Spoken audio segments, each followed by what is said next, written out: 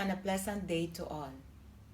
Our Lady of Triumph Institute of Technology is a higher education institution that aims to become the premier venue of education and training in this part of the country, with the objectives of producing globally competent graduates imbued with skills and characteristics highly desired by international and local companies.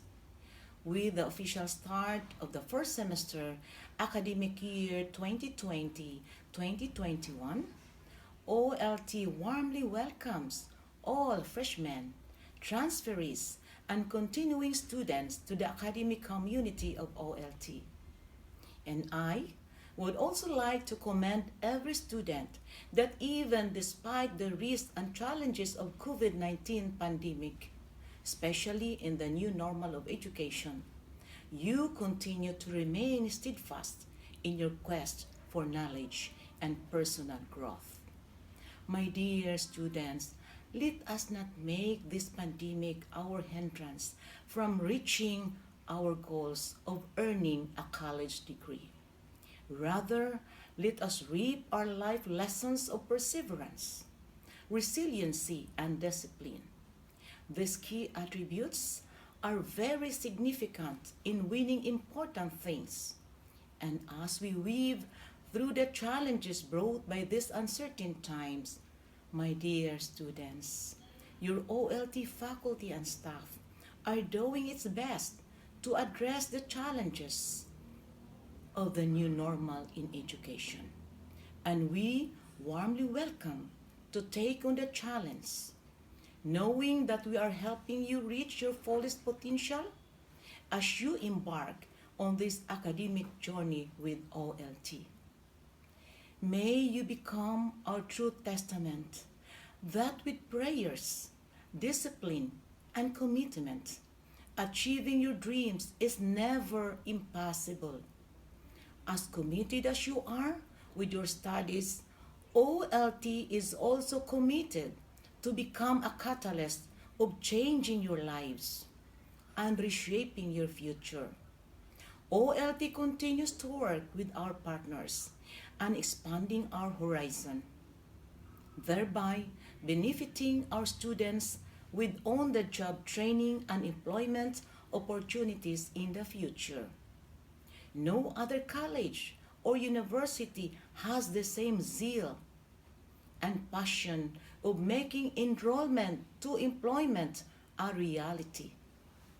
With the growing partners we have in OLT and presenting more opportunities for the students and graduates, it is within your hands to maximize these opportunities and shine through in your dream careers.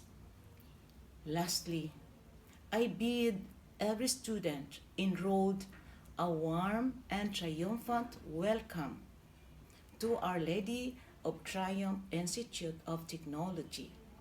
May you have a bright future ahead. And OLT is happy to be part of your lifelong journey. OLT, start here, go anywhere. Thank you, and may God bless us all. Good day, everyone. I am Donna Fatima M. Sahial, the Academic Head of OLT. It is my great pleasure to welcome you all. This will be a wonderful year full of learning and fun.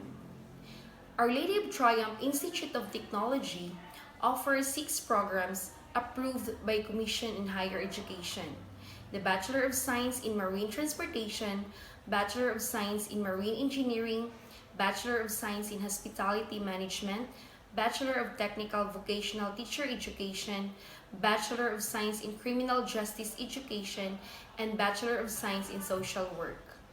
As we embark in this journey toward embracing the new normal in education, OLT will provide alternative learning delivery modalities to be offered for various types of learners: modular, online, and blended.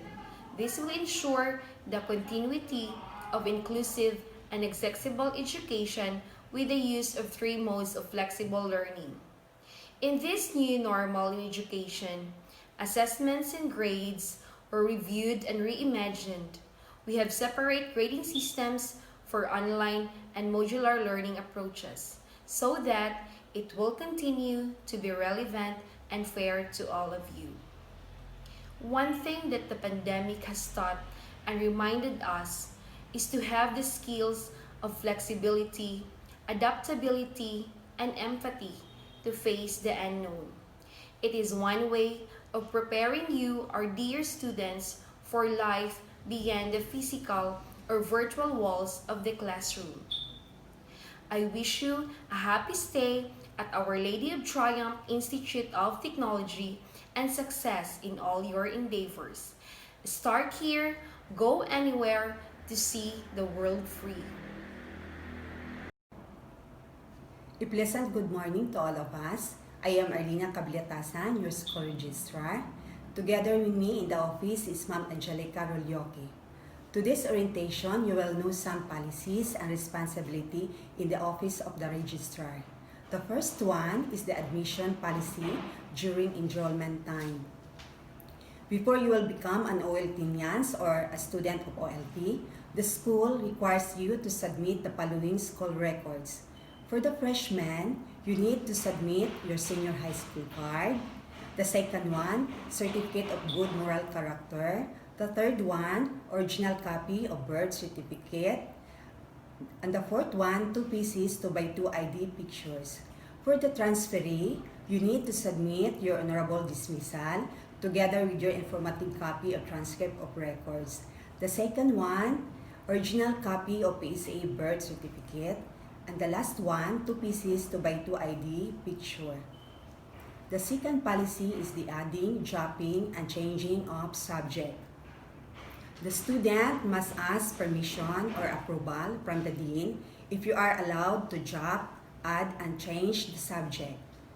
The schedule for adding and dropping subject for this semester is on September 21 and 22.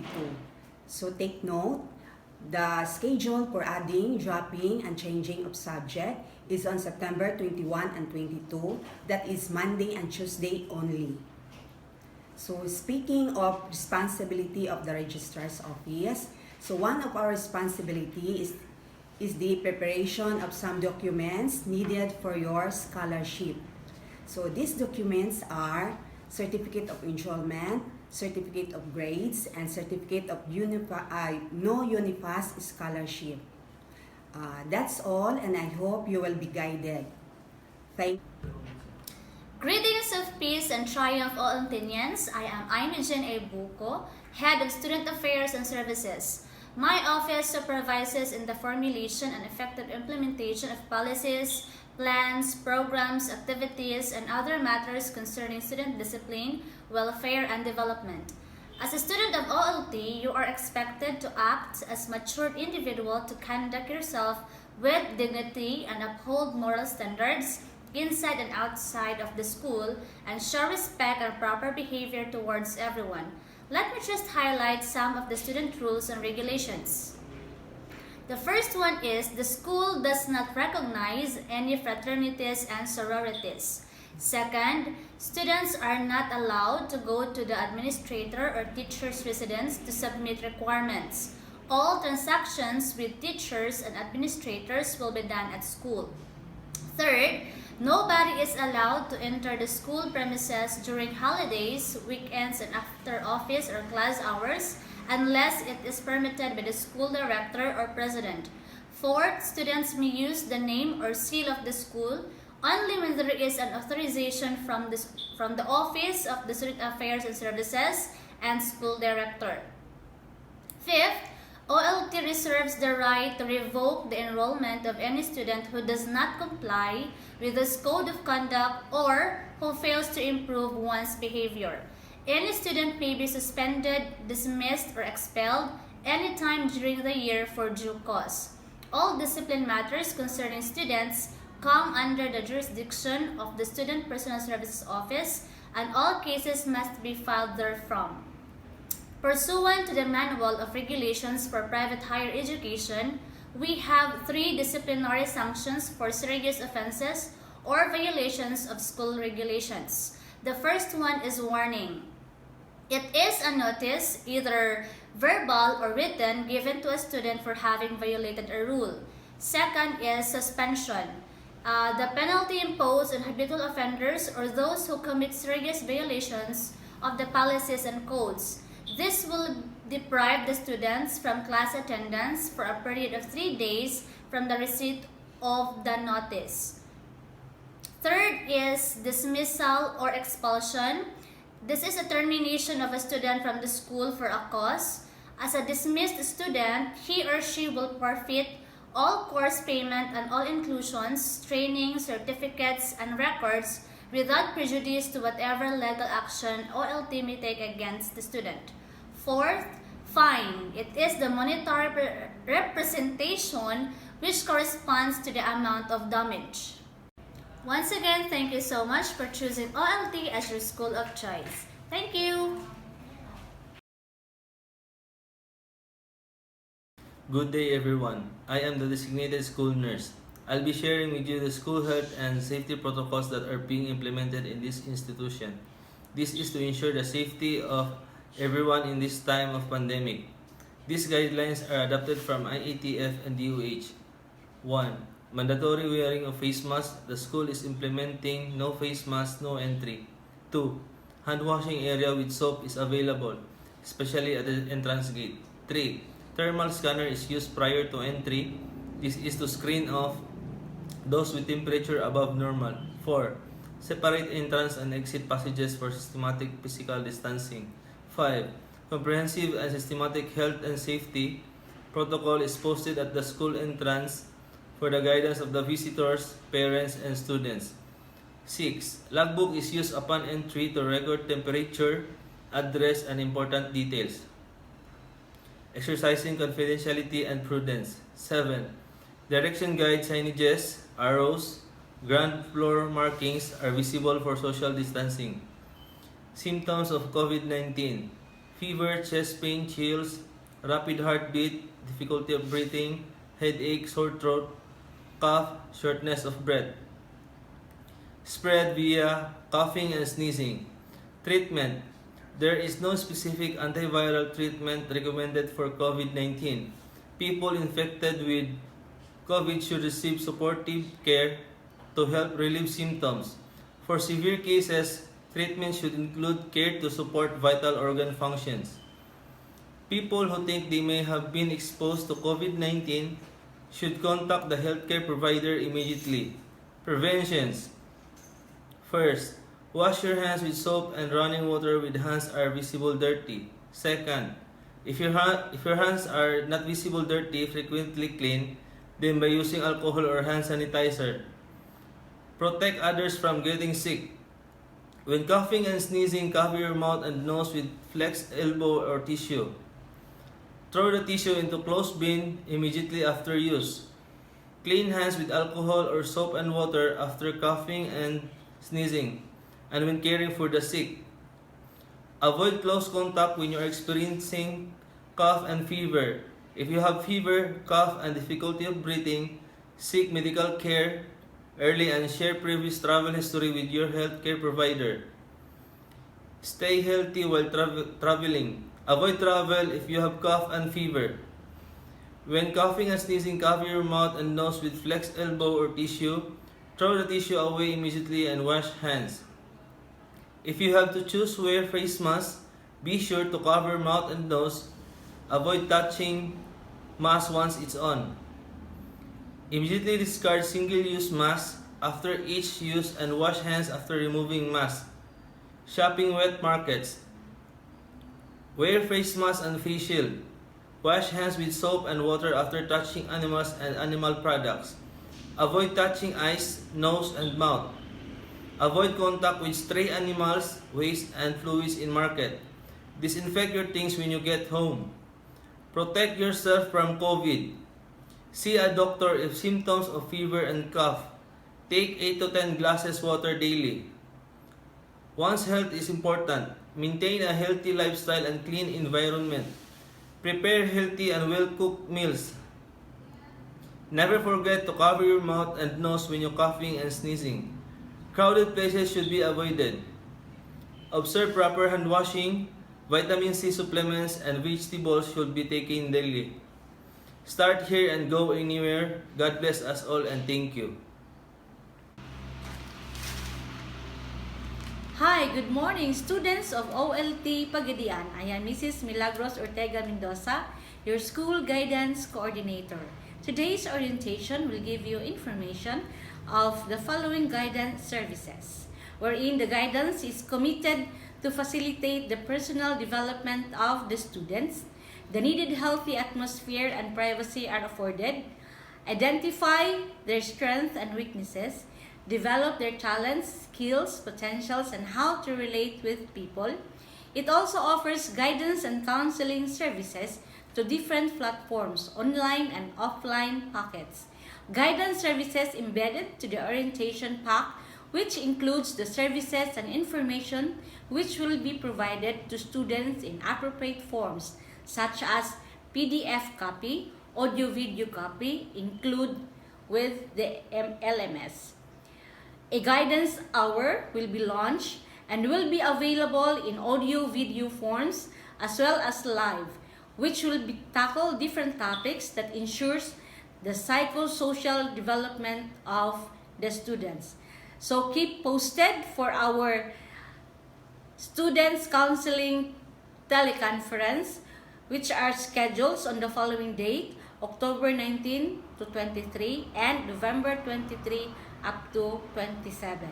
Thank you, and once again, Good morning, everyone. I'm Michi Laborte, cashier of OLT Pagadian.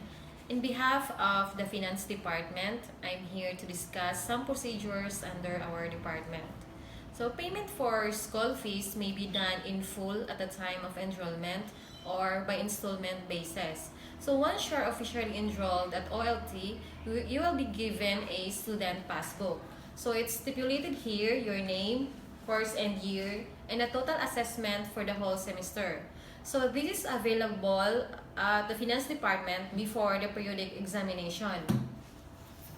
The examination permits can also be secured from our department upon payment of the required amount stipulated in your passbook. So please be reminded that no student is allowed to take any examination without an examination permit. An entrance fee is charged to every enrollee of OLT, payable upon enrollment and non-refundable. The schedule of examination shall be posted at OLT Pagadian official Facebook page for general information. So every semester, periodic examinations are observed in the following schedules. So we have prelim examination, which consists of first and second prelim, midterm, semifinal, and final examination. So every periodic examination, a student is required to pay 20% of the total fees after the deduction of the required entrance fee. For example, if your total school fees for this semester is 7,000 pesos, less 1,000 for entrance fee, so your remaining balance will be 6,000. So since we have 5 scheduled exams, so let's divide it into 5, so the result is 1,200. So that would be your required amount in every examination plus other charges like modules and etc. All students with bank accounts are required to pay in full the previous balance upon enrollment. So during the final examination, it is expected that you have settled your financial obligation to the school. And students who failed to take the examination on scheduled dates are allowed to take special exam upon payment of special examination fee of 30 pesos per subject. For adding and dropping charges, 1 week after the scheduled adding and dropping, the student will pay 100 pesos per subject. So for the withdrawal of enrollment charges, 50% of the total school fees will be charged if withdrawal is done during the enrollment period or within the first week of classes for the regular semester. And full payment of the total school fees will be charged if withdrawal is done or within the second week of classes for the regular semester. I believe that you are already aware that OLT offers 100% free of tuition fee under the Don Leonardo and Doña Adela Scholarship Program. So everyone can enjoy the benefit of 100% free tuition provided that you will maintain an 80% grade per subject at every end of the semester. So this scholarship will be granted until you graduate as long as you will maintain the required passing grade. So if ever the student could not maintain the passing grade, he or she shall pay the tuition fee. But it depends upon the number of subjects that has a grade below 80%. So for example, if Mr. Juan de la Cruz has a 79% grade on his major subject at the end of this semester, therefore he can only avail the 75% free of tuition on the second semester. And the remaining 25% of his tuition fee will be added to his school fees. But then, if he can able to maintain his grades at the end of the second sem, he can enjoy the 100% free upon enrollment on the following semester. So for those students who are not living in the city proper, you can send or pay your school fees via our remittance center partner, which is the Emluilier. So kindly check the bills payment form. So for any queries and clarifications, please do contact OLT Pagadian hotline numbers 0951-5758-716 or 0955-769153. Thank you and God bless us all. Good morning, students. I'm Joel Anas, the Dean of the Department of Criminal Justice Education, OLT Pagadian City. Welcome to this orientation program. Moving on the matters to this orientation program, we have number 1, status of CJE program, 2, existing programs, 3, flow of review program, 4, plans in 2020-2021, 5, policies, and 6, activities. Moving on the status of CJE program, number 1, our program is already an ISO certified. And number 2, recently the Commission on Higher Education released the government recognition of our program, Bachelor of Science in Criminal Justice Education. Moving on the existing of programs, number 1, Roadmap Strategy Exam. The main objective is to equip the student for Criminology Board exam. Number 2, Acceptance Rights. 3, Criminology Preparatory Training. The main objective is to promote unity and camaraderie of our organization. Number 4, walk-in review program. The main objective is to increase the number of passing rate of all OLT CJE graduates in the board exam. Moving on the flow of walk-in review program, we have number 1, proper review, 2, comprehensive review, 3, marathon review, 4, last-minute review. In 2019, 92.30% of our walk-in reviewees passed the board exam for criminologists. Moving on the plans in 2020-2021. Number 1, Criminology Internship Unit. Number 2, Taekwondo Club. 3, Resident Pre-Review Program for third year and fourth year students. 4, Educational Tour in Cebu for Forensic Sciences. 5, Educational Tour in San Ramon Prison and Penal Farm, Zamboanga City for Correctional Administration. Number 6, select CJE students to represent national exam in LIA. And number 7, to be TISDA accredited in Security Services, NC1, NC2, and Driving NC2. Moving on the policies. Number 1, proper haircut must be observed. White side wall for male, hairnet for female. Number 2, prescribed wearing of uniform must be observed during the class. Monday and Wednesday must be in plain black. Tuesday and Thursday must be in plain white. Number 3, students must punctually attend the online class every meeting. And number 4, modular students must follow up from time to time to the dean and teacher for updates. Moving on the upcoming activities. On October 12 to 13, final selection of officers for Taekwondo Club. on November 30, 2020. Online Roadmap Strategy Exam on December 4, 2020. Online Removal of Roadmap Strategy Exam on January 29, 2021. Online screening for Criminology Internship Training Unit applicants. Thank you for your presence. Once again, good morning.